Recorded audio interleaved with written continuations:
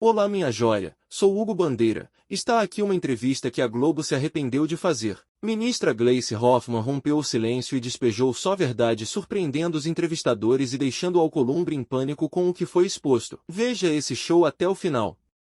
Começo perguntando exatamente sobre o lançamento do Desenrola do ponto de vista político. A gente conversa com ministros do Palácio, com governistas do Congresso, e a leitura é que o Desenrola, mais escala 6x1, mais isenção do imposto de renda, são medidas que devem ajudar o presidente na disputa eleitoral de outubro. Por outro lado, ministra, esse ponto que eu queria ouvi-la, há muitos analistas que dizem que essas medidas de entrega, que as entregas por si só não têm mais o efeito que já tiveram no passado, que a lógica do eleitor está outra, que questões relacionadas a valores e outros pontos estão tendo um peso maior. Queria ouvir a avaliação da senhora sobre essas duas leituras. Olha, primeiro eu acho que é um programa muito importante. Não é que ele seja bom para o governo, ele é bom para a população, porque ninguém merece pagar os juros estratosféricos que nós temos no cartão de crédito, no crédito rotativo. Essa é uma tragédia, ou no cheque especial. Aliás, o crédito, o cartão de crédito tem juro que significa uma Selic ao mês. Isso é um absurdo. Então eu acho que o presidente age certo ao fazer isso, já que o Banco Central não toma a frente para realmente baixar os juros como deveria diante do quadro da economia que nós temos. E faz isso pensando na vida das pessoas e das famílias. Veja, o presidente Lula, desde o início do seu mandato, teve a preocupação de recuperar a renda. Não foi por outra coisa que ele fez o reajuste real do salário mínimo, fez a desoneração do imposto de renda, ficou cuidando da inflação, exatamente para que a renda da população pudesse voltar ao patamar pré-pandemia, que caiu muito durante todo o governo Bolsonaro, que não cuidou disso. Então, foram ações importantes. Só que, com essa questão das bets, o endividamento que já vinha do passado, a questão dos juros altos, isso está corroendo a renda familiar. Então, está muito correta essa ação e essa atitude do presidente Lula. Claro que toda ação de um governo corresponde a uma reação, para o bem ou para o mal. Vamos ver como é que vai ser o comportamento da opinião pública, mas pelo que eu tenho visto, as pessoas querem e precisavam disso para ter um fôlego nas suas rendas. Então, eu acredito que é bom para o Brasil, é bom para as famílias. E, obviamente, que o presidente Lula é um presidente que cuida da economia, cuida das famílias, cuida da vida das pessoas. E é por isso que ele merece voltar a continuar a governar. Eu vou sair do Desenrola e vou para o Enrola Messias, que é o tema que está dominando aí o noticiário político. A nomeação, você falou, né? O Lula cuida das pessoas, cuida da economia, etc. O Lula está cuidando da política. Ou seja, não houve um erro político na indicação do Messias, ao invés de, por exemplo, nomear o Pacheco, que aí o Lula teria 2 ministros, o Pacheco e depois o Messias, e agora ficou sem o Messias e sem um candidato a Minas Gerais. Não faltou ali cuidar da política? Olha, Otávio, na realidade é uma prerrogativa do presidente nomear quem ele quer nomear, não quem os outros querem impor a nomeação. O que o presidente tem que garantir numa nomeação para o Supremo é que a pessoa tenha conduta ilibada e um notório saber jurídico. É isso que tem que ser verificado. O Messias cumpria esses 2 requisitos. Então, quando ele nomeou uma pessoa que cumpria os requisitos constitucionais. Cabia ao Senado avaliar o Messias sobre esses 2 requisitos, que não foi o que o Senado fez. Foi uma avaliação política. Foi lamentável o que aconteceu, porque ninguém questionou o saber jurídico do Messias e nem sua conduta ilibada.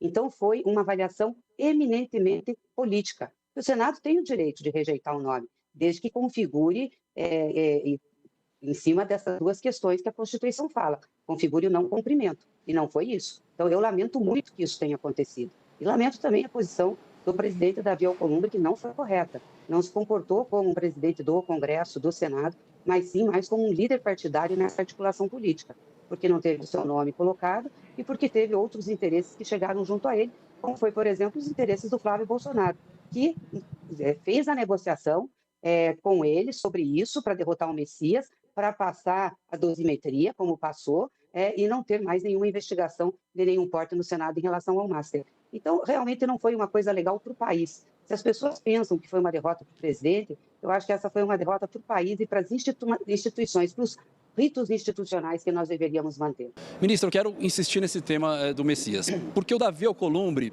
durante boa parte do tempo, ele foi considerado inclusive um aliado. Havia até a perspectiva de se construir uma aliança com ele no Amapá, enfim, ele foi colocado no campo de um aliado por parte do governo. Ele decepcionou, ele frustrou, vocês não imaginavam que isso podia acontecer, e qual que vai ser a linha, qual que deve ser a linha daqui para frente em relação a isso que o Congresso fez? Essa derrota dura, explícita, escancarada? Veja, Balza, eu não estou no governo e nem sou líder do governo, então não posso falar pela posição do governo. Não conversei ainda com o presidente Lula a esse respeito. Se ele me perguntar sobre isso, eu vou dizer o seguinte, temos que considerar aliados aqueles que estarão conosco nas eleições. Eu acho que nós temos um quadro um pouco diferente. Até aqui nós tínhamos a aliança da governabilidade no Congresso Nacional. O que não pode é a gente ir para uma disputa eleitoral com o inimigo dentro de casa. O que nós vimos na sessão da Câmara e do Senado, aliás, do Congresso Nacional, na quinta-feira, para derrubar o veto do presidente, foi algo vergonhoso. Eu disse, inclusive, da tribuna, que aqueles que votaram para derrubar o veto, e inclusive o presidente Davi, levariam no seu currículo a vergonha daquela tarde,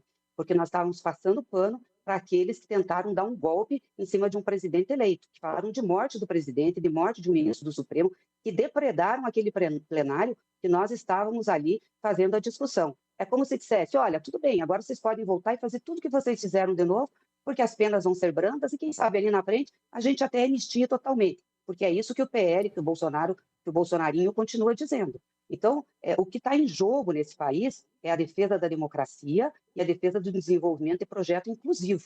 Portanto, nós temos muita responsabilidade. Eu falei, inclusive, nós temos a responsabilidade histórica de não deixar a extrema-direita voltar a governar o país, porque vão ser anos e anos de retrocesso, que nós já vivemos no governo do Bolsonaro. Então, nós conseguimos sair disso. Não há um risco o governo delimitar quem são os seus e perder nessa discussão o centro e o Alcolumbre, gostando dele ou não, representa o centro e o presidente precisa do centro para ganhar a eleição? Mas se as pessoas não querem fazer aliança ou têm interesses que não permitam que elas façam, não adianta a gente ficar tentando. Nós temos que ser realistas. O que não pode é a gente se enganar que vai ter uma aliança e aí dar sustentação dentro do governo para quem vai nos derrotar. Eu sou muito reta nessa avaliação. Eu acho que aliança sim, mas tem que ser aliança com aqueles que realmente vão estar no palanque do presidente. Ministra, queria ouvir a senhora também sobre a proposta, aí voltando para o Messias, que o Bausa e o Otávio falavam, a proposta de integrantes do governo e da base também, a senhora como um nome super influente no PT e da base, de que agora seja indicada uma mulher, que o presidente faça valer a prerrogativa dele constitucional, de indicar o ministro para o Supremo e que seja dessa vez uma mulher. Inclusive me perguntaram, eu disse que eu acho que abre espaço sim para a gente fazer essa discussão, sou simpática a isso, mas obviamente isso é uma prerrogativa do presidente da República, né? Pode-se conversar com ele, discutir, mas ao fim e ao cabo é ele que tem essa responsabilidade e a prerrogativa de fazer uma indicação. Ministra, me chamou a atenção uma frase que a senhora falou de que é preciso tirar o inimigo dentro da casa, né? Está indo para uma eleição, uma situação de guerra, como já ouvi de alguns do PT. O Alcolumbre tem muitos indicados nesse governo. Ele é um inimigo dentro da casa? O comportamento dele foi errado e isso resultou numa derrota que é uma derrota contra o Brasil. Se esse comportamento continuar e ele tiver aliança com o Flávio, obviamente que ele não vai ser um amigo, ele vai estar em outro palanque.